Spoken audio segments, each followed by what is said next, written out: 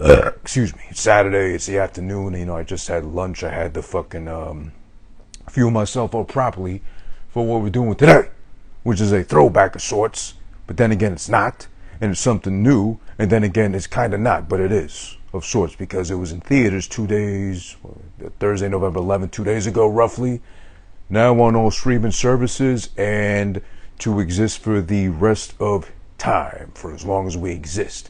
That is the brand new version of Rocky 4 / Rocky vs. Drago, the director's cut / 36th year anniversary version of Rocky 4 that we got originally in 1985. I was born September 12th of 85. This was released like Thanksgiving weekend-ish of that same year.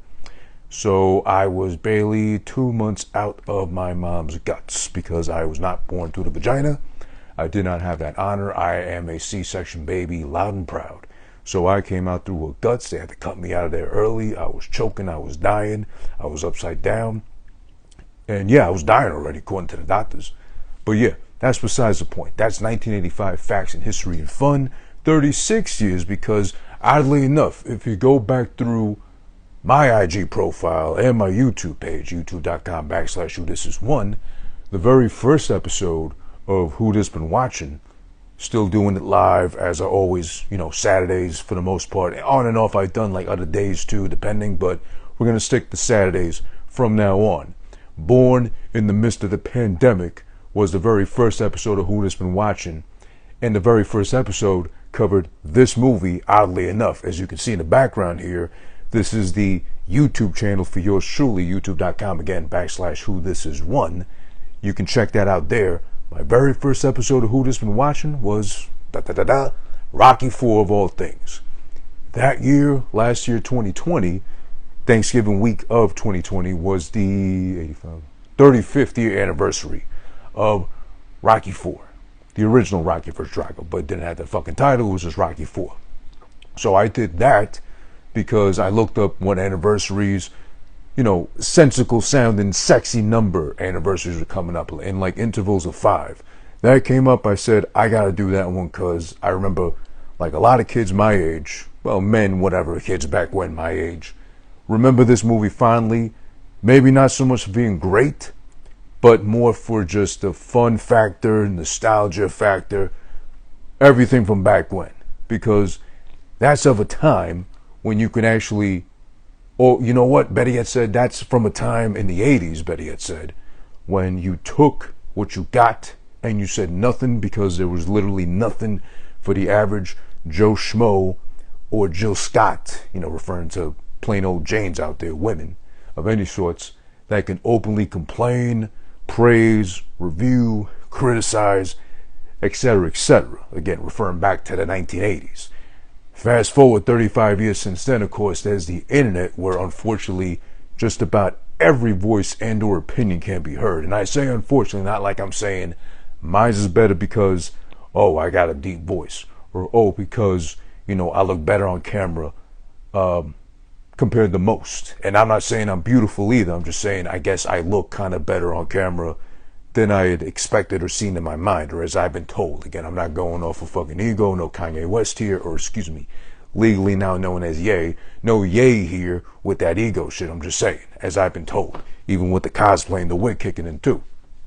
But from much simpler times where you took what you got, you couldn't fucking openly express whether you hated it, whether you loved it, unless you were like a movie reviewer with a fucking section in the paper, or a magazine review or two, and if you got to see it before the issue you were writing about it for came out, you get a sleek preview review of whatever movie we're talking about, or it'd be after the fact most likely, but still regardless.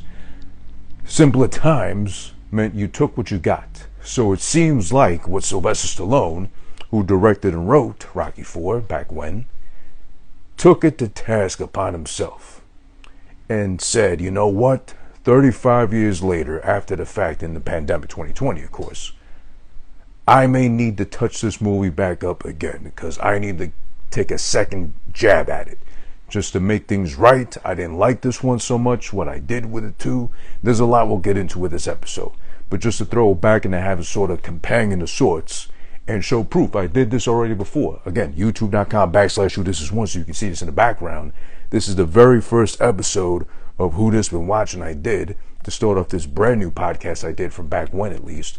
45 episodes officially as of today, as you're watching either live or on Instagram, again, at Who This Is One, and or of course back on youtube.com/who this is one as well. Throwing it back to the very first episode, we'll have that playing in the background.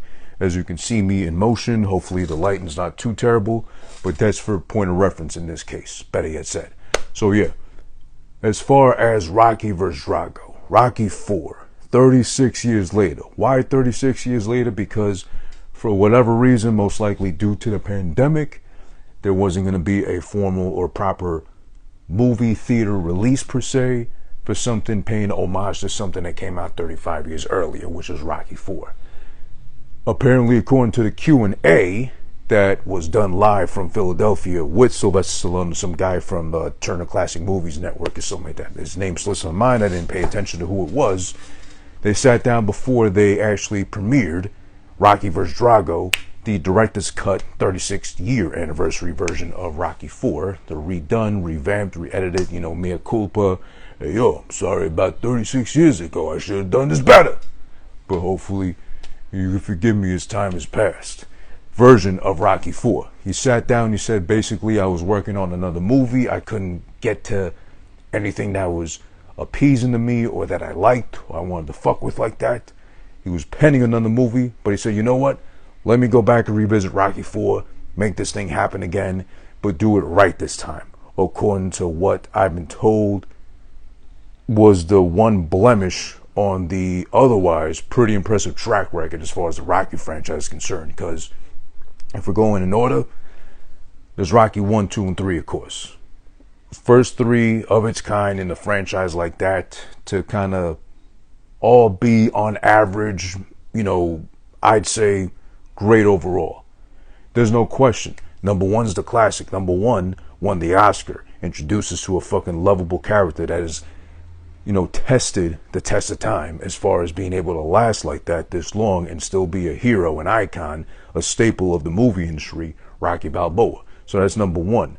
Number two, of course, is my personal favorite as far as the comeback story, bouncing back from having lost the first time around, added motivation of not having money, having to get fucking another job because the money he got from the purse he won from the first fight, even though he didn't win, he lost, but he still got paid lovely enough and got some fame, notoriety off of it too. And of course having a child and a wife who got really sick because of the stress while pregnant, waiting on said child, and her telling him to win on top of that too. Made a beautiful fucking sequel. Not just that, but also, again, my personal favorite / I go Rocky 2, neck and neck, just edging out Rocky 1 as far as the best Rockies according to me. Then you got Rocky 3, which I just did last week, so you can check that out too. I'll have that up soon on YouTube as well for cleaner cuts, edits, all that shit too, all sake and purposes. You got Rocky 3, which was still good, but it wasn't, I'd say it's great. It's not a classic, it's not iconic, it's not a masterpiece like 1 and 2 are. It's in that ballpark, but instead of being a grand slam or grand slams like 1 and 2 were, I'd say it's a home run still.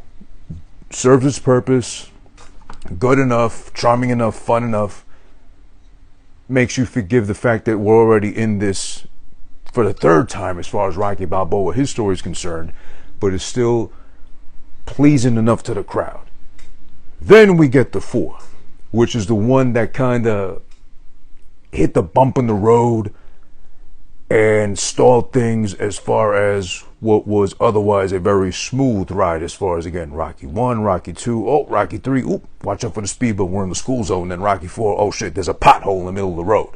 I thought I knew this road already. It seemed simple enough and easy enough to get through, but then did I really have to go down this avenue, this block, this boulevard, whatever? Rocky 4 is the pothole, which is not like gonna destroy your chassis or pop a tire off your fucking vehicle, but it's gonna stop you in the tracks, maybe pull you to the side, put your hazard lights on and be like, reflective. Did I really need to go down this way? Was this the proper route to go to? where am I now? You kind of refine yourself, rebalance yourself, and it's like, okay, I can get back on course. But that was a unpleasant distraction. That was an unpleasant, like, road hazard to have. Just pop up out of nowhere. But I'm back on the road otherwise, and then we get the Rocky 5, which is pretty much just like a hitting a dead-end road, having no space to back up, and just a whole mess in itself. Might as well hit a fucking cinder block wall, if anything, too. But that's Rocky 5. We talked about that, and unless he gets the balls, or he finds it within himself enough to redo that one again, we're best off not talking about Rocky 5 ever again. But this also reminds me, and it's pretty much the same thing too, as was done last year with The Godfather 3.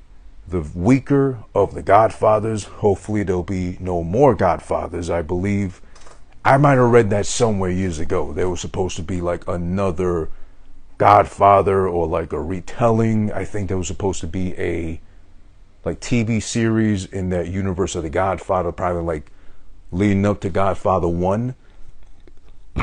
Excuse me. But what they did last year was, at least Francis Ford Coppola, what he did was release the, I guess, reissue, revamped, mea culpa, I fucked up, however many years ago it was since Godfather 3 released, to be exact. I believe that was 30 years, because that was 1990, so then you got 2020, 30-year re-release of Godfather 3, Coda, the death of Michael Corleone, all that, and that are already annoying ass title, because the third of anything, movie-wise, guaranteed can't be good. Exception in this case, of course, goes to Rocky 3, as I mentioned before. But in Godfather 3 terms, fuck no. Godfather 1's a classic. Godfather 2, again, just like the case with Rocky 2, Godfather 2 is my personal favorite, and also a classic masterpiece. Fucking really establishes, sets in stone the character of Michael Corleone and why we remember him till this fucking day. Movie from the 70s. We're still so fond. We still make references. We still allude to being a Michael Corleone in our own nature. So, when Godfather 3 Coda came out, that was a whole mess in itself, because Coppola, he trimmed, to even say that there was any fat trimmed off of Godfather 3, the original, versus Coda, is a lie. And I'm not here to lie to you either. I'm here to tell you the truth according to how I see it and how I feel according to these movies. Specifically, again, Rocky vs. Drago / 36-year version, fast forward, of Rocky 4. With Coda, you only got some scenes switched in order, randomly too. Didn't help the movie advance any better. Long story less long, it didn't make the movie any better in itself. So it was trash. It stayed trash. They could have cut out fucking Andy Garcia, lessened his role. I was almost going to say impact, but impact would be more like a head-on collision is what he contributed to this fucking terrible film, which is Godfather 3. Now, comparing it to any other film of the times, now whatever too as well, it's okay. But in terms of comparing it to Godfather 1 and 2, it's absolute dog shit, horse shit, bullshit. Picture an animal, name an animal, mammal, aquatic, aviary, whatever. That animal, shit right behind it. Best way I can describe Godfather 3 and Coda. Trimmed like 5 minutes off the fucking movie runtime in itself. Added nothing to it. Made it no fucking better than the fucking original version was. Oh wow, it's HD. Oh wow, it's 4K. Oh wow, it looks so much better compared to 1990. It's 30 years later. They did the same thing with Rocky 4 or Rocky vs. Drago here. They made it really pretty, which we'll get to in a little bit too as well. But that's Godfather 3 talk, which was bullshit last year. This time around, however, with Rocky vs. Drago, the director's cut. The 36 years later, you know what, guys? Hey, yo, I'm sorry I fucked up. Here we go again one more time with Rocky 4, which no one really asked for anyway. I think we were fine, if anything, settling with 4 as it was. So to redo it, I would have said probably unnecessary, but interesting that he owned up to, like, it could have been better. Basically what he did with Rocky vs. Drago, which was a pleasant surprise for me, because as selfish as it may seem, as simple as it may seem, I am one of simple pleasures and or, it doesn't take much to please me, better yet said. So for me, being able to see something that came out originally in 1985, 2 months after I was born, I was cut out of my mother's guts. And being able to see it in the movie theaters, in a crowd, amongst people. Yeah, sure, most likely everybody vaccinated too, which is, who gives a shit about that at this point? We're not here to talk about that shit. But being able to see it alongside, shout out to my good friend, the Rhino. Ryan, of course, he knows who he is, and you know who he is too, because he was on here in the past couple episodes, the Godfather 3 Coda review, as well as the Rocky 5 review. So shout out to the Rhino, Ryan. Hopefully we'll be working together soon enough, permitting his schedule. Very busy. He's a busy man, working a full-time schedule. He's a responsible ass father as well too. So happy holidays in advance to him, to his lovely daughter, his family, his loved ones, all that too. You too as well for watching and viewing, whether you love and or hate this shit. But the point I'm making is too, I got the pleasure, as did he. We both went together to go see it together, since we're both Rocky fanatics. We went to go see Rocky vs. Drago in the theater. One night only, Thursday, November 11th, the 36th year anniversary again, of course. Not 35th. We're a year past the 35th anniversary. But again, because last year, no theater action, no crowds being able to gather here in New York, at least two specifically speaking, it would have been a total wash. And a missed opportunity as far as, finances are concerned for the fucking movie studio, for whoever else is involved with the makings of and re-releasing the shit. So I get it, I understand, but I would have liked it if in the Q&A before premiering Rocky vs. Drago, that would have been addressed at least. As far as like, people are going to be misled in thinking it was 35 years, oddly enough, conveniently timed enough too. No, there was a whole year wait before they could fucking do the Rocky vs. Drago movie. And then he did say himself in the Q&A live from Philly, leading into the world premiere of Rocky vs. Drago, he did take about 9 months or so, just short of a year, to actually re-edit, rework Rocky 4 into Rocky vs. Drago, which we got now, also available on all streaming platforms as of Friday, yesterday, November 11th. This is being done live on Saturday, November 13th, excuse me. So you can go watch it for yourself. Time difference, I think he added on maybe 2 or 3 minutes, give or take. So we'll get into the differences, the key main differences. We're not going to go into a whole full review, because if you want, and I strongly recommend, check out the very first episode I did of Who This Been Watching. Again, on youtube.com/whodisiS1. That's me in the background when I had hair. And or also in my IGTV, if you look back like mid-December in my feed. It's right there too for you to watch. I recommend that strongly. That's the review in depth of Rocky 4, the original version. So right now we're just going to toss some key points as far as the differences between, that stood out at least, between Rocky vs. Drago and Rocky 4, the original 85 version. So yeah, without further ado, I'm Who This, at Who This Is One, on Twitter, Instagram, whatever else you can fucking imagine, social media wise. That's where you find me. Who This Is at gmail.com. 2 S's in this, like you got a fucking lisp. So you gotta say like this, if anything too. That was more radio scramble too, but you know what I mean. Who This Is at gmail.com if you feel more comfortable going that route. And or again, get at me here in the comments on here, IG Live, if you're watching live. If not, on YouTube as well.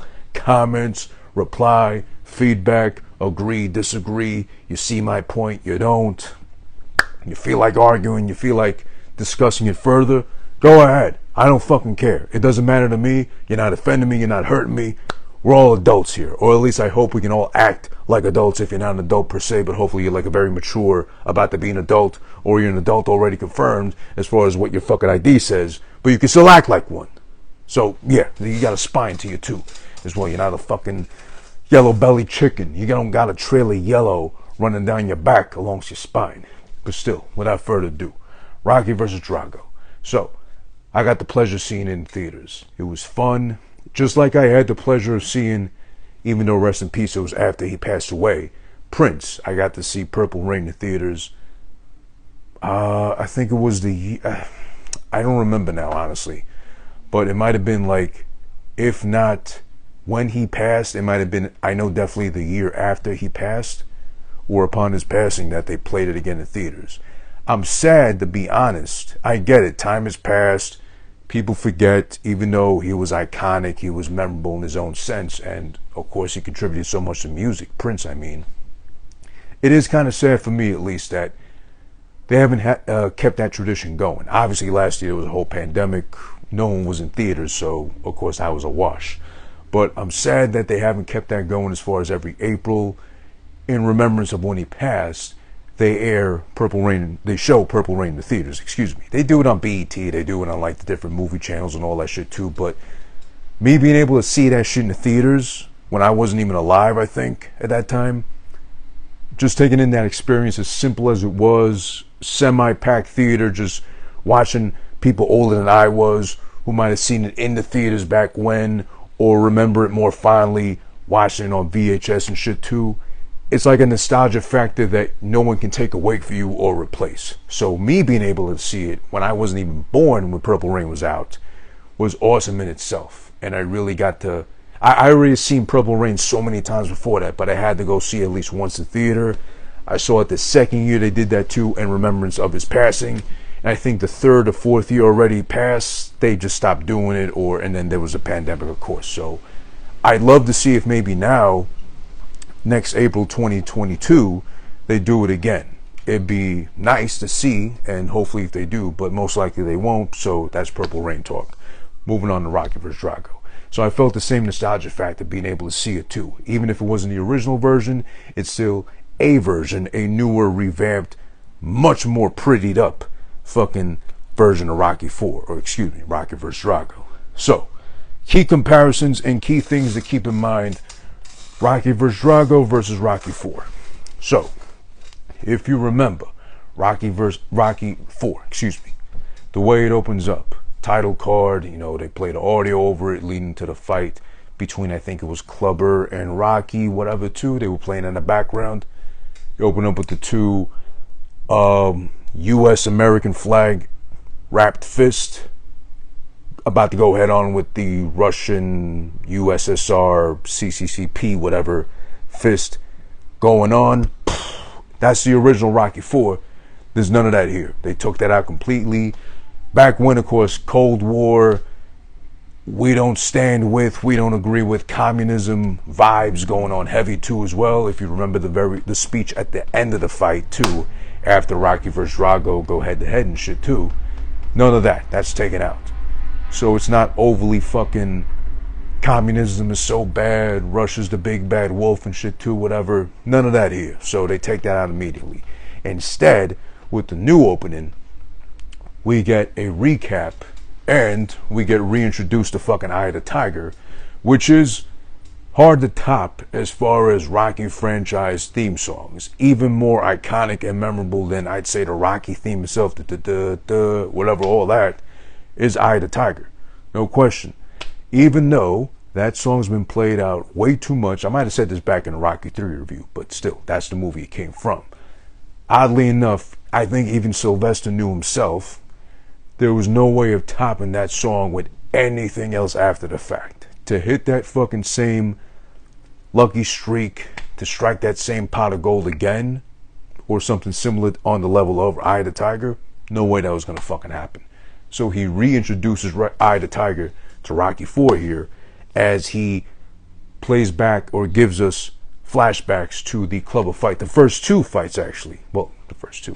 The two fights he had with Clubber. The very first one where he lost, Clubber made quick work of Rocky because he wasn't sure what he was doing. He had to worry about Mickey in the back fucking dying while he's out there busy trying to fight for his own life against Clubber Lang, this fucking animal, this beast from fucking Chicago and shit too, ready to take his head off. And he did, rightfully so, and became the new champion. So he dethrones Rocky, and all of a sudden it becomes now a whole ordeal between him and Clubber, trying to make his way back to being champion, to being on top of the world, trying to honor Mickey's memory by hopefully beating his ass and getting his title back. But he needed, of course, help from who? Apollo Creed. So then in comes Apollo, and in this version, it makes it more, the whole point of this version of Rocky vs. Drago versus the original Rocky 4 is to make everything less silly. As far as Rocky 4 had a lot, I wouldn't say wrong with it, but more like, I don't know what exactly he was doing or what point he trying to make with 4. It was silly. it was funny, it was charming at some points, and then trying to mix that in with the serious overtone of the robotic, very fucking cold, emotionless Drago himself. It was kind of like, it's kind of like how we got Thanksgiving coming up, right? It's kind of like dumping a frozen turkey into the hot oil and trying to make that fried turkey that a lot of people do on purpose for TikTok and Instagram, whatever, just to get an explosion, hopefully not die on camera too. Kind of like that. Hot and cold doesn't mix well, so it's a whole fucking mess. Again, that leads to Rocky 4 being the weaker and the showing these signs of life. Maybe we should retire this franchise with the release of that original version of 4. It's like, I don't know where else this can go. Why would we do a fucking Rocky 5 years later down the road when 4 was already kind of like, you know what? Something's missing here. It just ain't there no more. But yeah, as I was saying, the opening for Rocky vs. Drago this time, however, they recap the first fight with Clubber. Obviously, he loses. Then they go splicing the scene of where he throws his fucking helmet at his statue. He does not hit the head of the statue. I just noticed this time, after so many times watching this, he hits the forearm of the statue. So it's a really hollow ding, thud. Rocky breaks the law. Apparently, I don't know if that applies in Philly, but he breaks the law, I would assume, by driving his motorcycle with no helmet on. Then again, this is 1985. It's fucking Sylvester Stallone. So if he gets a ticket, yo, I'm Rocky Balboa. You see that statue right there? That's me. It's just me without the helmet, of course, officer. So, Mr. Balboa, you do know, according to the laws of Philadelphia, you're supposed to say, yo, it's me, Rocky Balboa. Maybe my head got a little too swollen from getting hit in the face so much, from Clubber, from Drago, all these people. You want me to wear the thing on my head? Hey, yo, it's kind of tight. It's kind of snug. Whatever. And then they let him go, of course, because it's Rocky Balboa, Sylvester Stallone, whatever the fuck he was doing at that time. But yeah. Then they cut to Apollo meeting up with Rocky when he fucking goes to the old gym Mickey used to have after he died already. Apollo's there to meet up with him, tells him, you need me, you lost your edge, you need to get back the eye of the tiger. Of course, the song cues up again. Then they jump into the second rematch, Rocky vs. Clubber, Apollo in his corner, after having trained him properly. They don't show, of course, why would they? Kind of take away from the seriousness, the drama. They infuse back into the significance of Apollo's role to training Rocky, to getting Rocky straight in fucking line, back on the path to being a world champion again and getting his balls back. They don't show the fucking beach training montage, the montage of training for fucking Rocky 3, where they're jumping into each other's arms with booty shorts and cut off sleeve shirts and all ripped and sweaty and jumping into each other's arms like some slow adults. Overly happy about finishing a run on the beach, of all things. I mean, it must feel great with sand in between your toes as you run too as well. I've done that before. It does feel good. More when the sand is mushy or it's wet. Just like everything, wet is better. Wink, wink. But yeah, they don't show that, obviously. It's to be taken seriously. So they jump to the fight. Apollo's in the corner, rooting them on. Come on, Rock. Come on, get him, Rock. God damn it, Rock. Whatever, fuck all that shit too. Finally, he beats the fucking Clubber. It's, again, adding much more substance to the relationship with Rocky and Creed. Apollo, in this case. We're way too fucking far in advance in the past to even make mention of Adonis, which I think was missed, because this is obviously the movie. If you've seen 4 already, if you've, like me, already watched Rocky vs. Drago, spoilers in advance, Apollo Creed dies. This is the one he fucking gets RIP'd, practically his head knocked off or beaten to death by the big bad Russian. So spoilers, if I ruined it for you, you had like 35, 36 years now officially to fucking watch it, so don't be a little cunt and cry to me about I ruined it. If anything, I may be throwing in the description spoilers, but this is a full in-depth recap review of Rocky 4, and or this time around, revisiting from a year past, as this was my first episode in the background, Rocky 4, Rocky vs. Drago, this time around. Excuse me. The whole point is, they really beefed up and added substance to Apollo. Instead of just writing him off, killing him off like they did. He still dies regardless. I missed I loved, and now sitting back and thinking about it, I really think there could have been some sort of hinting, alluding to, or something that would have went on here that really would have made sense if they would have infused who Apollo had the affair with to make Adonis Creed possible, and or Creed 1 and 2 starring Michael B. Jordan.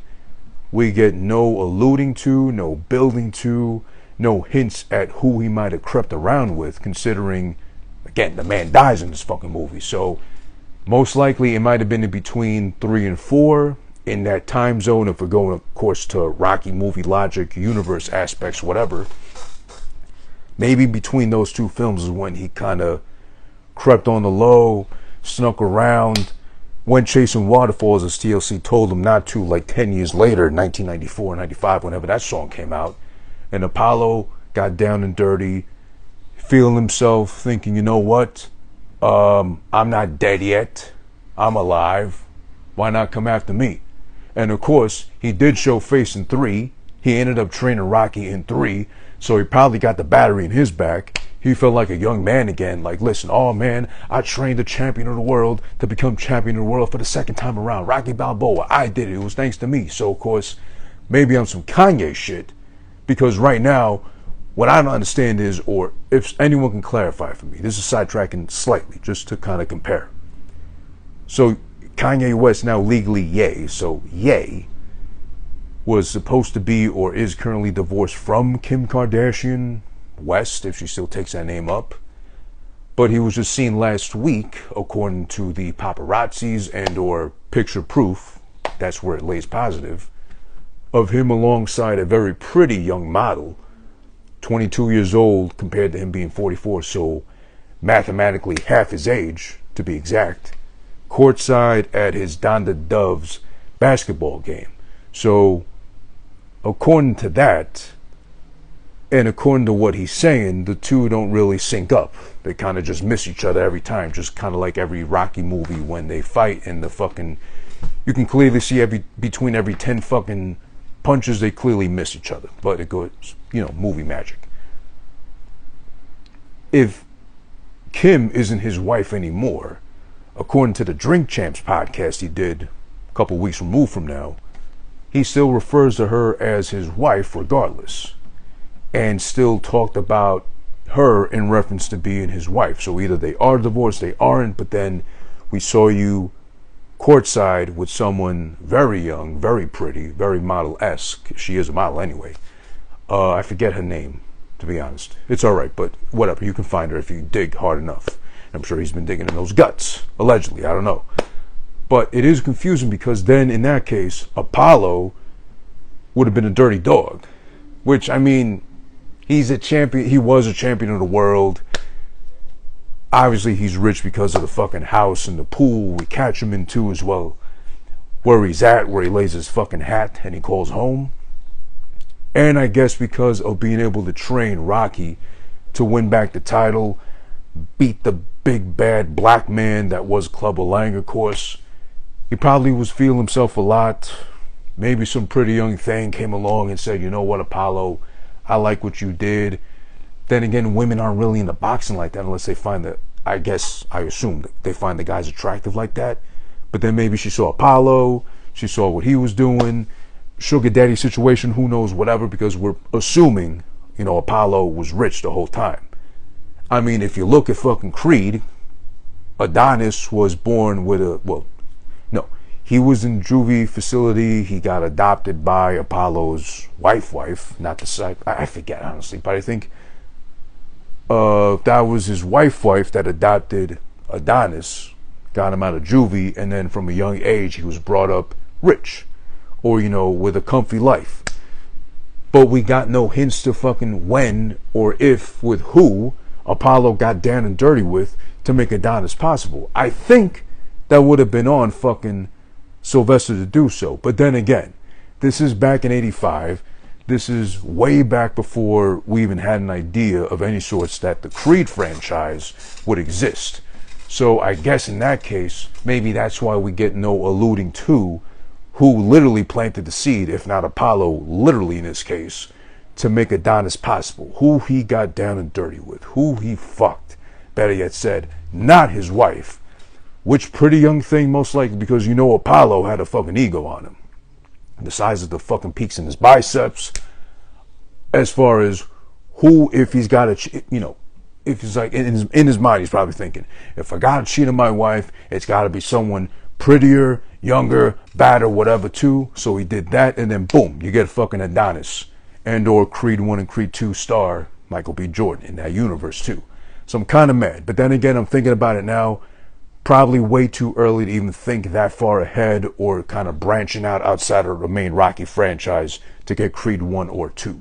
So there's that goes on. I would have liked to seen it, or at least I'm alluding to it, because throughout the movie, we do get spliced in extra footage, extra scenes we never seen before in the original Rocky 4, which is a really nice added touch. And again, the whole point initially about opening the movie was to add more substance and more drama as far as the relationship between Apollo and Rocky at this point, because it seems like after 3, Apollo kind of went back to his home to do his thing, to relax, whatever too as well, and only gets brought back into Rocky Land, Rocky World, because of the threat, the imminent threat coming now of Drago.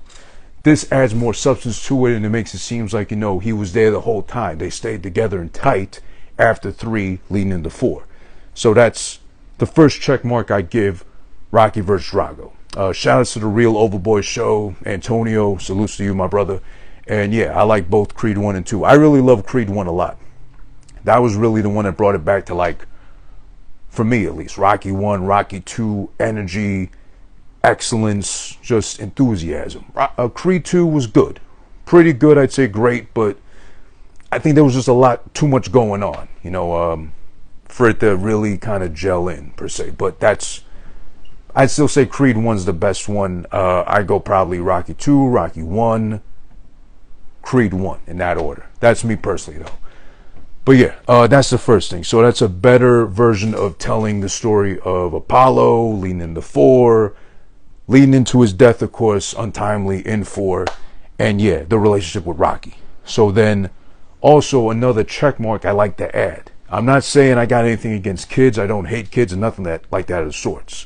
I do like that in Rocky vs. Creed, the one that just came out a couple of days ago, we do get way less, almost nothing of Rocky's son in this movie, which was cute the first time around with Rocky 4. Nothing wrong with that. I'm not saying there's anything wrong with that, again, with showcasing children, making it appealing to the kids, because of course, young and old alike at that time when Rocky 4 came out, or any time now, surprisingly, a Rocky movie comes out, and or Creed, it's still fun to watch.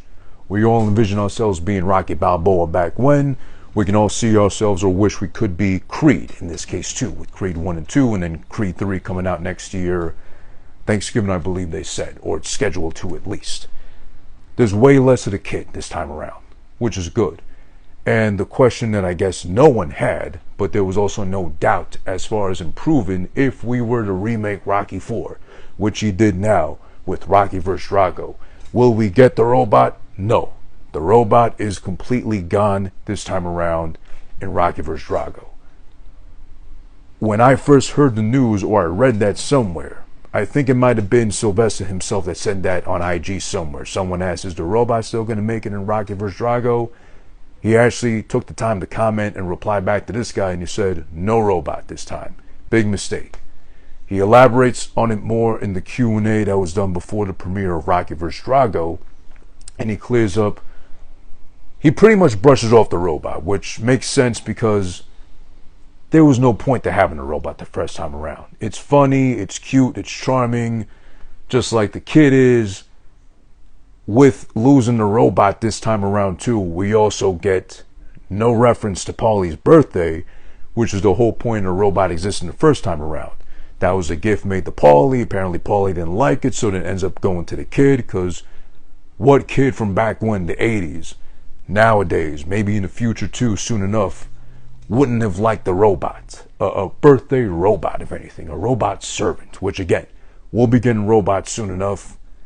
10 years might be too soon. I'm going to say maybe 10 to 15, given a time range. I mean, they got the robot dogs what's that place called in Boston? Boston, I forget the name of the company. Boston's something that already got the robot dogs.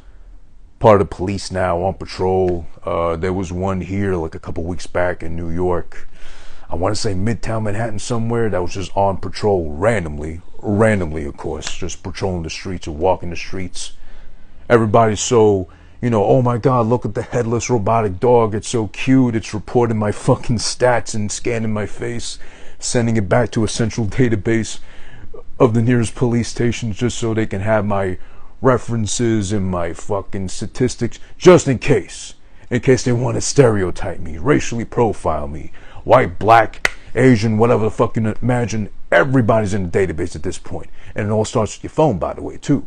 That shit has to scan your face. I still got fooled in doing the facial scan, the face ID, whatever with the iPhones too. So I guess I'm guilty as well, as charged. They won't charge me with nothing. I never been arrested in my life or detained. Thank God, till now.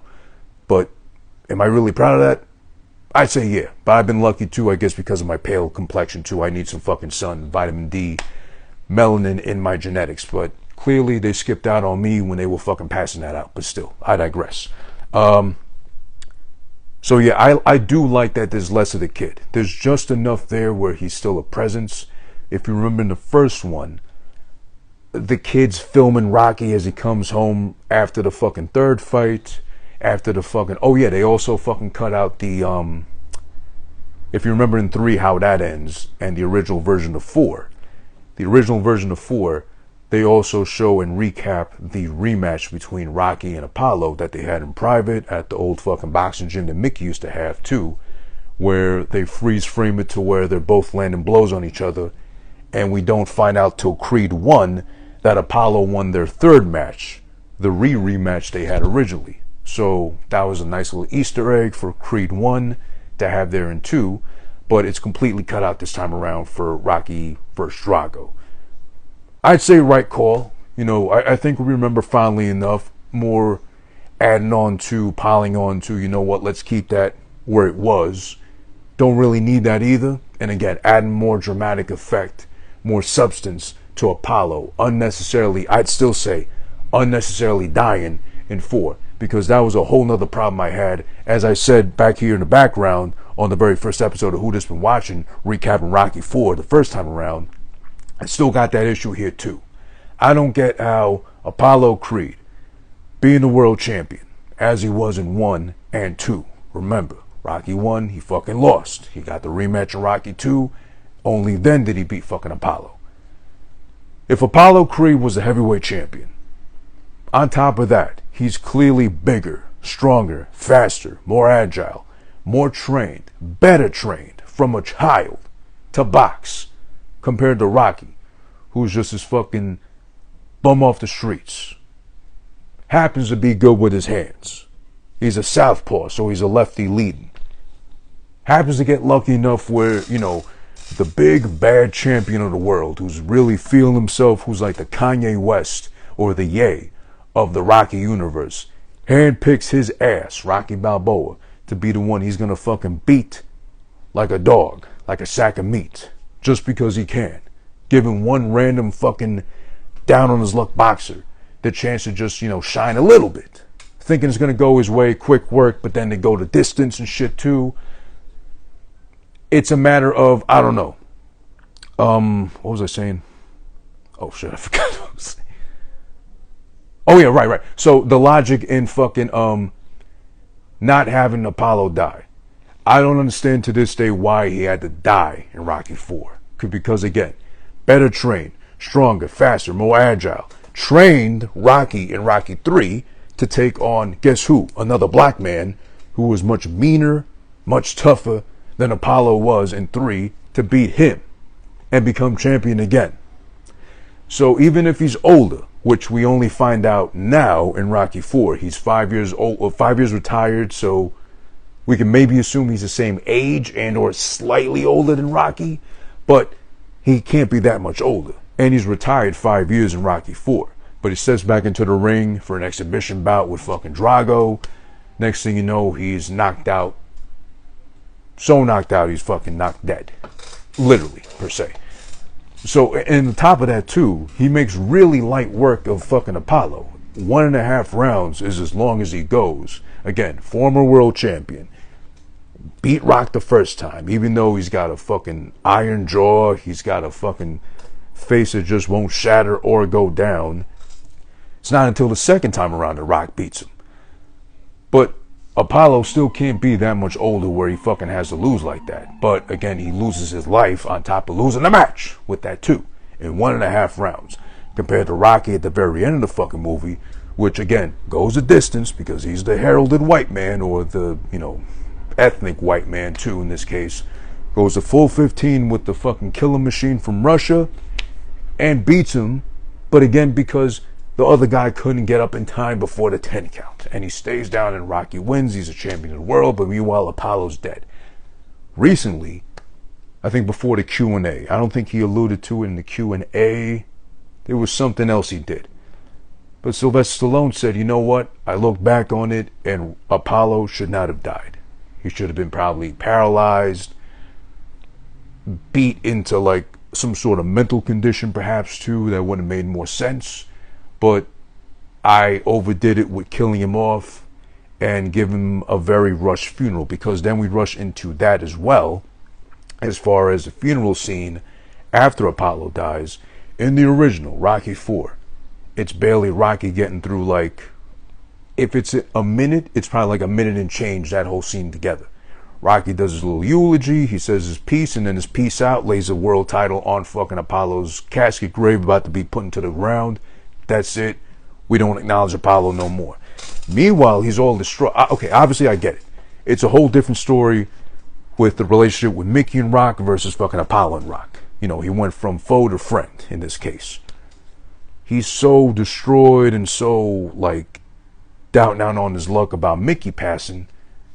It's like Apollo died, and it's just like, yeah, I'm going to do this for Apollo just because he's dead already. He just so happened to die. But if he would have been beaten to a wheelchair, beaten to a coma, beaten to a vegetable, oh, hey, yo, it's all right, whatever, who cares? But he died like, oh, yeah, let me do it for fucking Apollo. Mickey, on the other hand, of course, he dies, the white man dies. Everybody fucking, cries a little more. He dies, it's like, yo, I don't want to do this no more. I lost the edge, I lost the eye of the tiger, whatever. And then fucking Apollo, the black man, has to save the white man out of his fucking depression, snap it back into reality, just enough to bring him in to reality back to beat another black man, a.k.a. Clubber Lang this time. Rocky 3, I mean, of course. But this time around, at least with the funeral to Apollo, again, adding more significance, more substance to Apollo Creed, so that his death wasn't in vain like that. They splice in the trainer, Apollo's trainer, giving a very poetic-esque sounding, like he went out like a warrior and that's the only way he wanted to go out, eulogy before Rocky's eulogy. And also a very nice touch, another check mark I'd add on to Rocky versus Drago, will be that after Rocky gives his eulogy, as per normal, as is human nature, and I'm surprised he sat on this for so long, considering 36 years ago, he adds in another part where Adrian has to console Rocky after having given his eulogy and giving up the world title and placed it on Apollo's grave. It's a very touching scene as far as like, don't feel bad about not throwing in the towel, Also, they do something better with towel. The first time around in Rocky 4, if you notice, it's kind of like blink and you miss it. He's got the towel in his hand. It's like a whole long pause before he thinks about throwing it, and then Apollo's not dead. This time around in Rocky vs. Drago, he's got the towel, and it's a quick cut to fucking Drago knocking his fucking head off and killing Creed in the fucking ring. There's no dramatic pause and making it look like Rocky really doubted or he really didn't care about fucking Creed like that to like have to delay thinking about throwing in the towel to save his friend. So back to the eulogy. Post-eulogy, Rocky is, feeling bad. He just gave a speech about his fucking best friend. You gave me a chance when no one else did. Wife is there to console him. It's a very tender fucking moment added to Rocky vs. Drago. So again, another check mark for that. Rocky vs. Drago did that right this time around. Did justice to fucking 4, which, isn't a total failure, but we'll get to why it's not in comparison to. Also, another little fun fact. The part where they build up Drago to be this fucking machine. And they put his punching power on display for like the press out in Russia. Again, blinking you miss it. But I picked up on it. And I think it was kind of like why he wanted to make this one more serious, more dramatic versus, okay, that made no sense to put in the first time around. There's a line with Brigitte Nielsen, Drago's wife in the movie, says to the press, they ask him, oh, you know, how is he so strong? Is he taking steroids? You know, how is he this freakishly strong as a human being? Shouldn't be normally. Is it because he's Russian? Ha ha ha, whatever. And she says, originally in 4, she says, oh, just like your hero Popeye, he ate his spinach. Ha ha ha ha ha, cringe, stupid joke that makes no sense. And it's a reference like 50 years too late, because who fucking watched Popeye even back in 1985? Even though I think there was like that Popeye movie, rest in peace, Robin Williams did some years after Rocky 4. So was Popeye even relevant back when? Popeye was always trash. So he was always, you know, simping after fucking, of all girls, Olive Oil, who was, if you think about it really, she had 2 very weird looking men, Bluto and Popeye, fighting over her scrawny, you know, mosquito bite titties, you know, frying pan, cutting board, flat ass, simping over her, fighting over her, to the death almost, practically over her. That's Popeye talk. We don't need to ever bring that up again. But they did cut that out this time, or Sylvester cut that out this time, considering it's Rocky vs. Drago. Much more serious, much more dramatic, much more significant this time around. So they took that part out. That was good. We didn't need that the second time around 36 years later. Now, they also cut back to, if you remember, there's a sit down between Apollo, and Rocky before he dies. At home. This is also when we get reintroduced in the original, number 4, to the robot, which this time around Paulie tweaked the voice to make it sound like a woman. Basically, the robot's assigned to get him cold beers whenever, you know, he snaps his finger or whatever.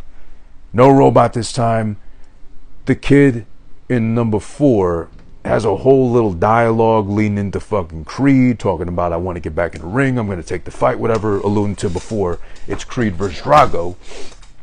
They cut that out completely too. So again, the less of the kid, the better. Because it's cute the first time around, but to make this fucking more an actual something you want to watch and shit too, it's not so cringe or corny or stupid like it was the first time around, cut out the kid again. So there's a whole discussion. It means a lot more. Again, it's a great thing they did for Apollo. His death isn't as like just brush it off, he dies, whatever. Or like Drago said, of course, if he dies, whatever. There's that also. So after fucking Apollo dies, there's the whole thing. We just brought up the fucking funeral and the eulogy too. There is the No Easy Way Out song, which I didn't like the first time around how they went into it, because it's after a whole speech that Adrian gives to Rocky. This is rude, by the way, too, because she's the wife. Okay, she worked at the pet shop. We get that from the first Rocky, all the fucking Rockies, until they became rich, and then she's like, fuck a pet shop.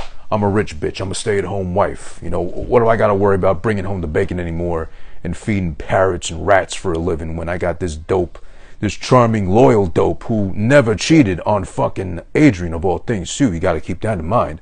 Meanwhile, Apollo, if Apollo hadn't cheated, we wouldn't get the offspring that is Adonis Creed and or Creed 1 or 2 in the fucking Rocky universe franchise, and or Black Rocky pretty much too. But much cooler this time around. Adrian lectures Rocky from on top of the staircase. You know, the man had his face beat in already for 3 movies. He's about to practically die for the sake of defending his country, the honor of at least, and keeping his wife paid and laid in bed, because Adrian does nothing anymore at this point. Okay, I get it again. I'll make this point again. Yes, she had a job at the pet shop. Ooh, big deal. A pet shop fucking cashier and restocking all the fucking bird feed or whatever. Good on you, Adrian, whatever. Women can do everything. Fuck out of here with that shit. Point is, she didn't have to work no more. He's bringing home the bacon. He don't gotta beat up the bacon or the fucking slabs of meat hanging off the meat hook, whatever, to either. He's paid. so she can fucking lay around the house doing nothing but raise the kid. But then, oh yeah, right, they got maids now this time. So what is she really doing this time around, right? It doesn't matter. But she's got the nerve to fucking lecture him at the top of the staircase, which means, you know, symbolically, undertones and shit. She feels superior to him because he's at the bottom of the staircase and can't even get halfway up the staircase to be like, make his case against her. He's like, you can't win. And of course, he gives a whole little touching speech. They kept that in too. Like, oh, you know what? If he's going to kill me, he's going to have to show up to the ring with enough heart to face me face to face and kill me. That's the only way I'm going to lose. And then boom, they cut the fucking no easy way out. Which, again, I still feel from the first time around when I did in the previous episode, this is a new one, but you know what I mean. When I did this the first time around last year, the first episode Who's Been Watching, I still stand by this. No easy way out should have been swapped with fucking Hearts on Fire.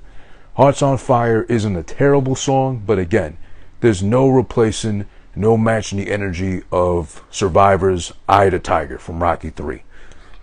Ooh, excuse me. Which again, in Rocky vs. Drago this time around, they reintroduced Eye of the Tiger. Twice, mind you. They kept Hearts on Fire, which we'll get to in a little bit too, but they brought in Eye of the Tiger twice to open up Rocky vs. Drago again, and then to end Rocky vs. Drago again. Of course, I guess it seems that Sylvester realized there's no fucking easy way out of not acknowledging Eye of the Tiger as a superior song to No Easy Way Out, Hearts on Fire, even fucking Burning Heart. I forget the name of the band right now, but that's also a very great song. Close enough to Eye of the Tiger, but it's no Eye of the Tiger. Point is, they cut to the music video-esque montage, scenes, whatever, of No Easy Way Out, him driving around this fucking, I think it's a Lambo, it might have been a Ferrari, but that's 85 talk, so who knows what kind of car that was. It's a beautiful fucking car, though. Fucking driving around to literally, as a lot of men I'm sure would with sports cars like that, drive away from the depression, drive off the depression too. And of course, there's no easy way out, playing in the background too. Now, the only difference is too, between Rocky 4 and Rocky vs. Drago is that Rocky 4 was literally like a music video break from the rest of the movie for the sake of playing that song. Some throwback clips from the first 3 Rocky films as Rocky tries to clear his head about fucking Apollo dying, accepting the challenge of Drago and shit too. And what's the lay ahead? Is he gonna die? Is he gonna die trying on some 50 Cent shit, whatever too? But the difference now with Rocky vs. Drago is that they keep that shit intact. It's still a music video break in between the movie, which I'm not so happy about because it's kind of blatantly to put the song on display, which they didn't do or didn't have to do with Eye of the Tiger, because they play that, I think, even 2 times or maybe 3, I don't remember right now, in Rocky 3, but they didn't blatantly lay out, a montage, MTV music video energy, kind of like for the sole purpose, for the sake of the fucking song itself. This time around, it's just simply black and white. When he's remembering Rocky 1, Rocky 2, Rocky 3, the past, Mickey, Apollo, the training, running on the beach, etc., etc. That's the only difference there.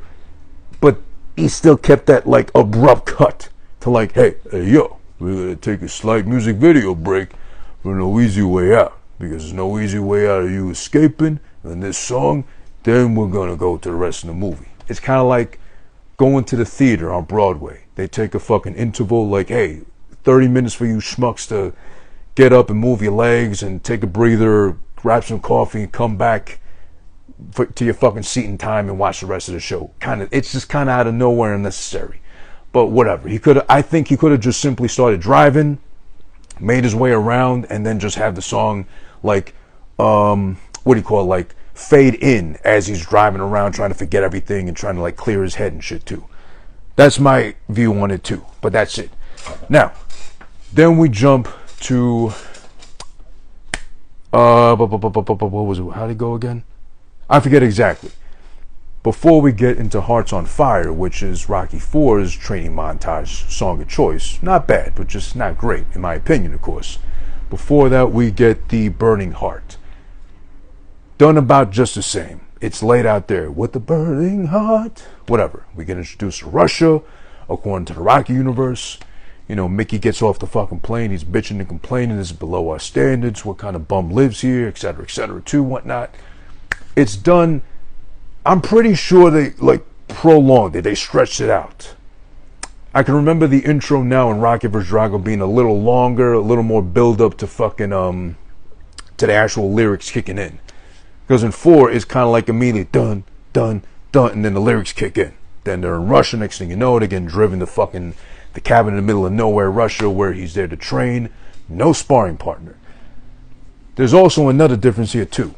For some reason, I guess for added dramatization, in the sense of their favoring, of course, the son of Russia, which is Drago, versus the imposter, the fucking invasion that is on behalf of Rocky in America too, button, you know, sticking the nose in everyone's business. They add the scene where the driver who drops off Rocky and everybody at the fucking cabin in the middle of nowhere, Paulie says, I think, where's the sparring equipment, who's the sparring partner, whatever, and then the guy immediately jumps in, I know, get instructions for a sparring partner. No one tell me you need sparring partner. You get no sparring partner. I deliver what they tell me to deliver, as you say. I go now, yes? And that's it. That wasn't in the original. I don't know why they would add it.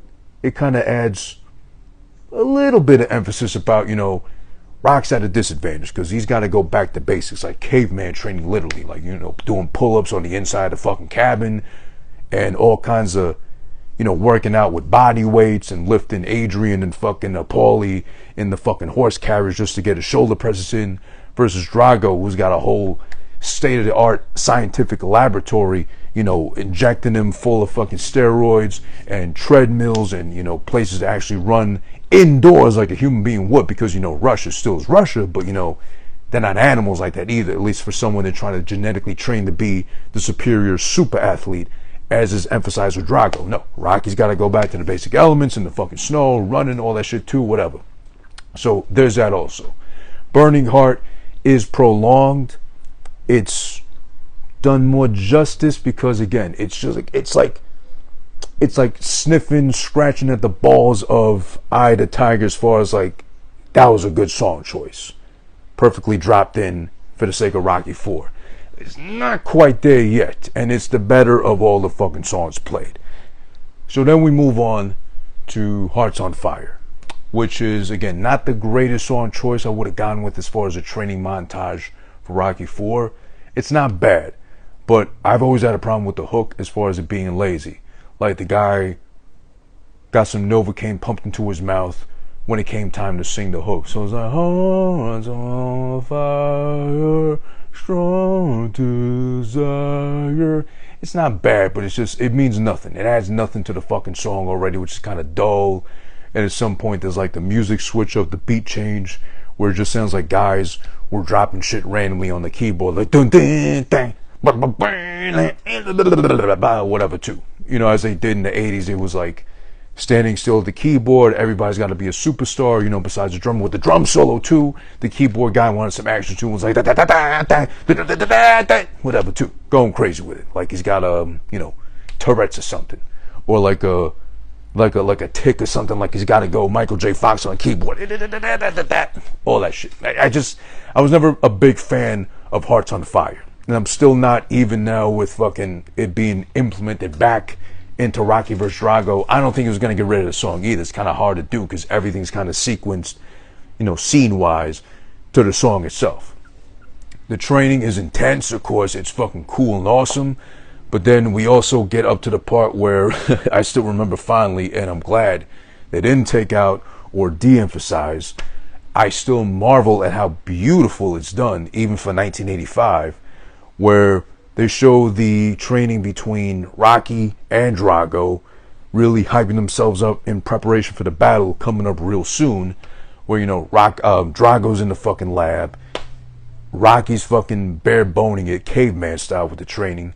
All the lead up to Drago's on the treadmill, where they keep fucking amping up the angle to emphasize he's stressing himself out, versus Rocky breaks away from the fucking the guys they assigned to follow him, to tag him wherever he goes, and runs up a fucking mountain. Because, you know, of course, Rocky movie logic, he can defy all odds and run up a fucking mountain, literally. He's got that much endurance, stamina, and strength, all that too. And nothing but a leather jacket, a beanie, and some fucking snow boots, I guess made for Russia specifically. But of course, hey yo, I made it up a fucking mountain. Oh wait, he wouldn't curse, excuse me. Hey yo, I made it up a mountain, just like nothing. Because I had to go up and get higher in case I had to fight Drago, who's like a foot higher than me. Makes it up the fucking mountain, up the mountain top on the mountain peak, and we get the Ivan Drago, which is even funnier because he really screams it 3 times, or maybe they splice it in the second or third time, I don't know, but he screams it, his arms are out, fully stretched, like, come on, bring it on, Drago, whatever. But I love that instead of like keeping his fist closed, like you think he would, there's something weird about him. He has his hands wide open as he's claiming that shit. He looks like when Hulk Hogan used to always emphasize how he was going to take Andre the Giant over his head and slam him on his fucking back and through the mat or whatever. He'd always have his palms wide open to like emphasize the power of Hulkamania pulsating through him. Like, this was Rocky emphasizing the power that flows through him too as well, as far as taking Drago to the fucking distance. 15 rounds distance wise. But excuse me. So yeah, finally we get to the fucking fight, which is, I think that's the saving grace of Rocky 4. So it was never going to be terrible as was Rocky 5 because of that alone. The build-up might have been, you know, good, somewhat awkward per se, but the fight in itself pays off. In the original Rocky 4 as well as Rocky vs. Drago, you're already amped, you're ready to fucking see it go, have it go down like it does. It's epic. Do I really need to recap that one? No, because it's like every other Rocky main event fight too. It's a lot of cuts, a lot of sequencing. There are, of course, the clearly missed punches that I don't know if they really could have done more to like pretty that up or kind of prevent it from being seen too obviously like it was a lot of times, but it's there. It's fucking drag out, punch after punch, hit after hit. Of course, Rocky's always taking fucking nothing but blows the first time around with everybody he fights. Everybody's always whooping on his ass the first 3-4 rounds, but then of course Rocky's able to win back the crowd, get Russia on his whole fucking back. Hey, yo, whatever, just get back in there, really start pounding them out. They're going back and forth. What was it, the 3rd, 4th round, whatever, when he finally cuts Drago open on the cheek, and it seems like, wait a second, what, am I watching Rocky 4? Am I watching Terminator 2 or something like that? Because, you know, apparently Drago's a machine. He can't be touched, he can't be hurt. He finally gets hurt, and now we're seeing something really go down as far as an actual fight. So that shit all epic in itself too. So, oh yeah, and I'm sorry, I completely skipped over the fact that Adrian, I made this point the first time around, the first review I did. Adrian comes from Philly, or no, they're not in Philly. Whatever mansion they live in, they don't say where exactly. And I don't know if Philadelphia or Philly itself has like a swanky, ritzy part per se with mansions and shit too, but who knows. She makes it out from there to Russia because she couldn't stay away from Rock. Or I guess, as established already in that past episode I did, Adrian must be low-key a freak. Because as dumpy, as schleppy, as looking as she was in the early Rockies, Rocky 1 and 2 especially, you know, overdressed, overlaid, bundled up like Philly might as well have been Antarctica. It seems like it's always cold in there. And every movie was released in November, so maybe they were emphasizing like Philadelphia November, perhaps, in that case. But as we see Adrian evolve and grow and peel off the layers, thank God she reveals herself to be a very good-looking woman, we get the pleasure of seeing Adrian, or at least Rocky's pleasure of seeing Adrian, wink wink, in Russia, out there in the cabin waiting for him as soon as he comes back from his first time around training in the mountains and the snow and all that too. So it makes you think, if Rocky got no sparring partner, and they emphasize that now too in Rocky vs. Drago, gets no sparring partner, that wasn't part of the deal, you gotta train, bare bones son, no fucking partners, no nothing too. Well, he's got his life partner there too. Of all things, conveniently enough, the middle of nowhere, even though Paulie's there and Apollo's trainer's there too. Do they have to fucking do earmuffs? Do they have to like close their eyes or whatever when they're down to get freaky and shit too? Because listen, if they're in the middle of nowhere, there's no TV, there's nothing for them to entertain themselves with. Even though they're rich at this point, they could probably fly in a TV if they really wanted to like that. And cable, I'm presuming, even though it's Russia, who the fuck knows? They got satellites hitting everywhere at that point too. At some point they gotta fuck. Adrian's not gonna fucking be there with her fucking dripping wet pussy, dripping slowly like the icicles building around the roof of the house, waiting on Rock till after the fight to get it on. Or maybe Rock's gotta be the one to tell her, hey, yo, you can't be tugging on my bug like that, Adrian, because then I'm gonna get too excited and I'm gonna go in with weak knees against Drago. I need to be amped up. So So that's where he got his damn near superhuman resistance, endurance, strength, durability enough to take on motherfucking Drago. He built up his nut. He went into that fight with blue balls. Red, white, and blue balls, of course, because he was representing the good old US of A. And his fucking, Apollo trunks, everything too. So why the fuck not? He's draped in the American flag. He's got the fucking robe on that emphasizes the red and white. And of course the blue, because he's a good old patriot, that Rocky Balboa. He went into the fight with blue balls. That's what it was. God damn it, I fucking figured it out. So it wasn't until after the fight, finally, when, there is the whole thing too, just to bring back Rocky 5 briefly. It's not worth bringing up a discussion ever again, too. Rocky 5, I mean. But there is a time jump where apparently the kid in Rocky 4 can't be more than like 7 or 8. All of a sudden we jump to Rocky 5 and we get, rest in peace, Sylvester Stallone's actual real life son, Rocky 5. But the kid is clearly 13, 14 or something like that. So I don't know where we're supposed to suspend belief enough. Where Rocky 4, the kid again is like 7, 8 at most. He can't be older than that. Or that's a really shrimpy, small 10-year-old versus Rocky 5, which is supposed to be almost after, directly fucking Rocky 4 and Drago and shit. And the brain damage ensued too as well. The kid randomly jumps to like at least 13, 14. He's got stubble. He's worried about being cool with his friends and smoking and being popular and not being bullied like that either too. I don't know where we suspend time like that, or we're jumping, time continuums, or is this an alternate universe Rocky, just like some Spider-Man MCU shit? I don't know too. But what was I saying? Oh yeah. So then again, it's established and confirmed. Motherfucking Rocky had blue balls going into the fight with Drago. His incentive was, you know what, Adrian, we're alone in the cabins. I'm gonna give you a stabbing. Amongst all this snow and white, nothing else better to do than to fucking procreate again. And again, like I said too, in the first time around, that first review I did last year, it's also surprising that at this time, we're assuming both of them are Catholics, Adrian and Rocky. We know Rocky's Italian, the Italian stallion, duh. We're assuming Adrian is too, or something like that. Most likely they're Catholics because, Rocky's very fond of fucking Father Carmine, getting the blessings, wearing his little crucifix and all that shit too. So does that mean they believe in protection? Because they had one child, obviously they had to be non-protected to make that kid possible. So again, I'm still surprised considering he's not too bright and she's probably like, over the moon with a guy who makes all this fucking money from simply fighting, barely has to work. They're rich. She never has to work again, unlike Rocky 1 and 2. They're in the lap of luxury. They got robots, for God's sakes, back in the fucking 80s as servants, of all things too.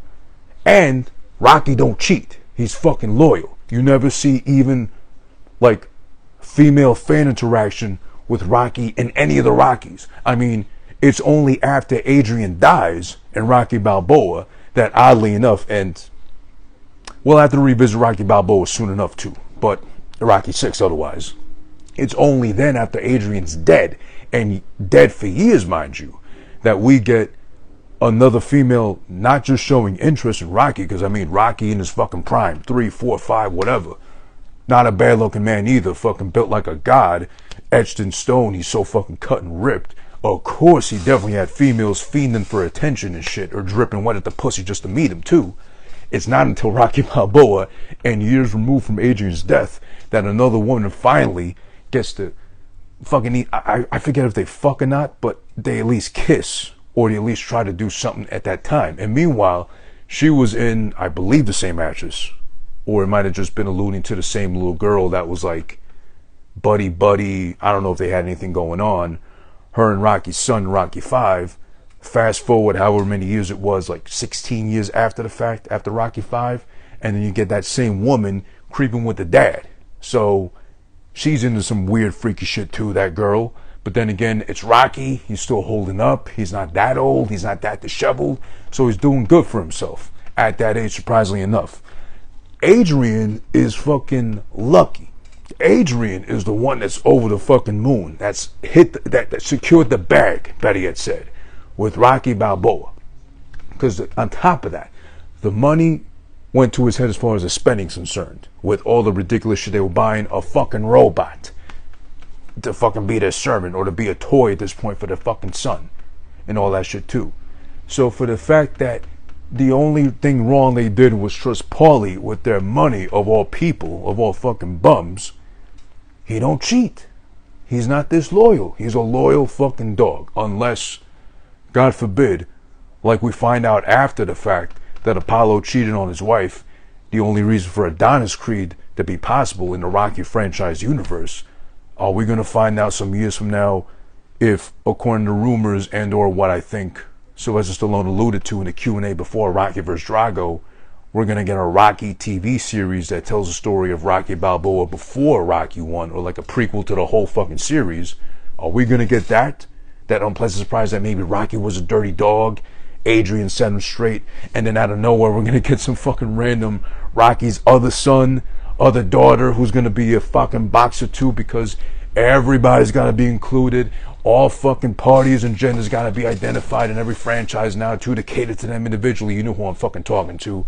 And then they're going to introduce a female Rocky. Oh, my dad's Rocky Balboa, but he was never there for me. He's like, hey, yo, I didn't know you existed. I didn't know you were you were made possible. I'm sorry. It's like, it's too late to fucking apologize.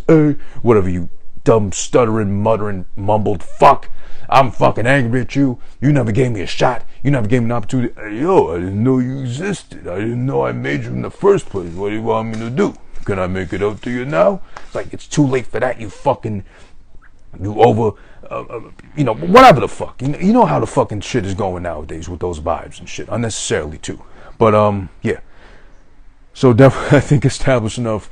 Long story less long. I think Adrian's still a freak, confirmed, but she definitely jumped Rocky's bones as soon as he beat Drago.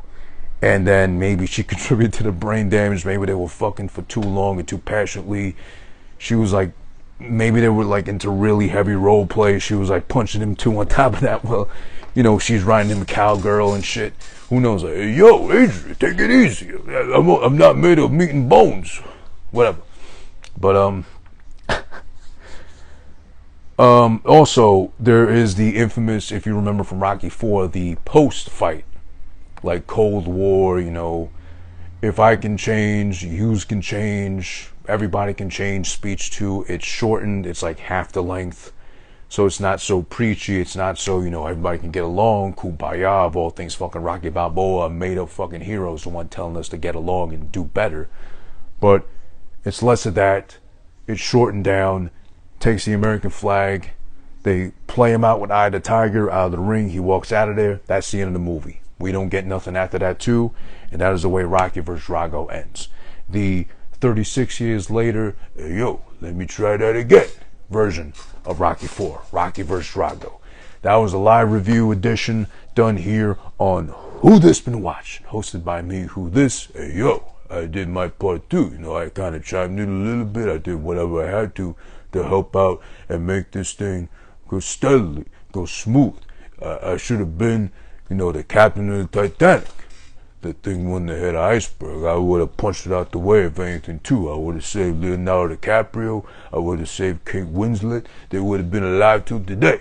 and then there wouldn't have been no story Titanic, and then that franchise wouldn't have existed. Yo, it'd only be me in the Rocky universe. Rocky can do it all. You fucking blittering idiot. What are you talking about? You could barely fucking drive a car as proof positive in Rocky 2. You're gonna be driving a whole fucking ship. You're gonna be conducing and be the captain of the ship. You fucking idiot. We would have thrown you overboard first things first, since your fucking big, heavy, hollow, steel-infused head would have probably been good enough to use as another lifeboat. Yo, what you gotta talk to me like that for? I'm not some bum. I don't think I didn't give an original score to the first time around when I did a Rocky 4 debut episode of Who This Been Watching. So how about we do this? To compare both as we did just now, there are differences. You get some pleasant surprises. You get some added fucking scenes. Again, nothing like the Godfather 3, Coda, the death of Michael Corleone bullshit we got last year, which is just like they shuffled scenes around. They kind of took, 5 minutes out from the original, and it still sucked. And we still got too much Andy Garcia, too much Sofia Coppola, and enough Al Pacino, but still like not enough to make it. It's Godfather 3. It's still fucking trash compared to 1 and 2, of course. So the key difference between this version, Rocky vs. Drago, and Rocky 4. Rocky vs. Drago is to be taken much more seriously. It's not so much more serious, so much more dramatic.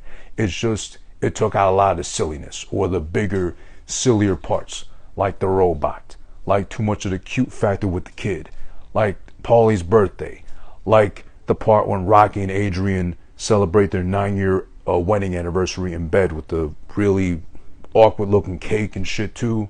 And I don't know if he was wearing pajamas or like a tuxedo pajama or whatever too, to go into bed with a cake of all things. But maybe that's how they do foreplay, like they really eat shit that he shouldn't be eating, because you saw how fucking shredded he was in Rocky 4. There was no way that man ever ate a calorie or a sweet or anything too. But yeah, it's to be taken a lot more seriously. They fleshed out the relationship between Rocky and Apollo. So it's not like the original first time around where 3 comes, Apollo's like out of the picture. He only comes out of the woodworks to finally appear when there's a threat imminent. It's not like Super Smash Brothers when you beat enough guys in the story mode and then randomly you get the new challenger approaching screen on your fucking title screen, whatever, too. No. They actually bridged the gap between 3 and 4. Apollo's there the whole time. They're still friends. They're still great friends. It's not until Drago exists that they make it clear that, you know what? I need you in my corner. I was there for you. And, well, yeah, they don't even allude to, like, their rematch, Rocky versus fucking Apollo, too. It's, again, a little longer, but, like, a couple minutes longer, too. Overall, like a really nice paint job on an older fucking model. Alright, so it's like an old car, new paint job. They like cleaned out the engine, dusted out the pipes, overhauled it. It still runs the same, all original parts, nothing replaced. It's just prettied up and made ready for the road after being parked for however long it's been. I guess maybe that's the best way I can describe it. It does look better. I mean, I don't know what they fucking did now to make it look even better, but it looks beautiful, by the way. Like the HD, the definition of it all too. It's a beautiful looking movie. But to compare the two score-wise, and because it's still a Rocky November, brought to you by me, Who This, on Who This Been Watching, of course. So this is part 2 of 4. Every Saturday in November, we're doing another fucking Rocky movie, another review for another Rocky movie. This time around was Rocky vs. Drago, the 36 year later, I'm so sorry guys, I'll make it up to you, 36 years later version of Rocky 4, brought to you by Sylvester Stallone, of course. He did his thing. So for the first one, Rocky 4, I'm going to say that one at a scale of, 2 AOs, right? Out of a scale of 2 AO, I'm going to give the first Rocky 4, the first time around, back in 85, year I was born, I'm going to give that a 1 AO out of 2. In comparison now, Rocky vs. Drago, this one that just came out a couple of days ago and now available on all streaming services, I think. If not, definitely Amazon Prime. That's where you can check it out. This one, out of a scale of 2 Ayos, I'm going to give Rocky vs. Drago, the director's cut, 36 years later version of Rocky 4, a 1.5 Ayo out of 2. So Ayo and A. That's as far as I get with that. I'm only doing that movie the favor of doing so with a 1.5 out of 2 because it makes more sense. It is probably the version we should have gotten the first time around back in '85, and I get why Stallone would sit down and actually want to fucking do it again. It wasn't like it's a horrible movie, terrible movie, like he should be embarrassed of it too either, but it does make sense for him to make the edits and the cuts, adding little snippets of footage we never got the first time around too, to kind of help the story progress a little bit more, to make more sense, I guess you can say. But it salvages it from being meh the first time around to now being, it's good. Okay, so now we can say proudly there's Rocky 1, classic masterpiece, iconic. Rocky 2, classic masterpiece, iconic, and in my case, my personal favorite. Rocky 3, that was a pretty great movie. Really good, almost territory, spilling over into, but could have been better. And then there's Rocky 4, which again, wait a minute. Did we really need a fourth one? Was this necessary at all too? And then kind of like, not bad, but it's like, you know what? Drago, as emotionless as he is, it's kind of cool. Maybe OP'd because the way he killed Apollo in their fucking fight 1.5 rounds versus Rocky, who goes the full 15 in comparison. Someone much smaller. Half the strength of, half the training skill-wise set of Apollo, but he can go the distance with Ivan, not fucking the clearly better trained, more skilled black man. But still, I don't know. That I'm not trying to make it racist here, but still, Rocky movie logic sometimes in itself is very punchy. But yeah, it does its job. It serves its purpose as far as making Rocky 4 better and more memorable. So I'd be interested in seeing, of a younger crowd, I'm assuming, who's going to most likely see Rocky vs. Drago first, then go back eventually to Rocky 4, the original, make the comparison, and I like to see it through their eyes, because obviously I've seen Rocky 4 enough times where I know how that goes, but I can still point out the differences. I can still see what was done to make Rocky vs. Drago a little better, and I also kind of scratch my head as far as like, he could have done this the first time around, why didn't he? So yeah, even he said in the Q&A before the debut of Rocky vs. Drago, like, I kind of made it too 80s, I made it too MTV, like, I made it too much about like flash, pizzazz, fancied, like a really long music video at points, which again, it does drag down because of No Easy Way Out. That's literally a music video break in between the movie. Hearts on Fire too, Burning Heart, all that too. It's kind of just like the movie's playing up to the fucking song of choice at the moment, which it's still guilty of this time around too. Not as guilty blatantly, but at least he made the necessary changes, I think, to help the movie progress a little better. And then of course we get 5, which we should not make any mention of anymore. I did a whole review on that. I'll link that too towards the end of the video as well. But also I stress, please watch the very first episode of Who This Been Watching, almost a year ago now, where I did Rocky 4 the first time around. This is Snakes on a Plane, the review I did too, but you get the point. YouTube.com/who this is one.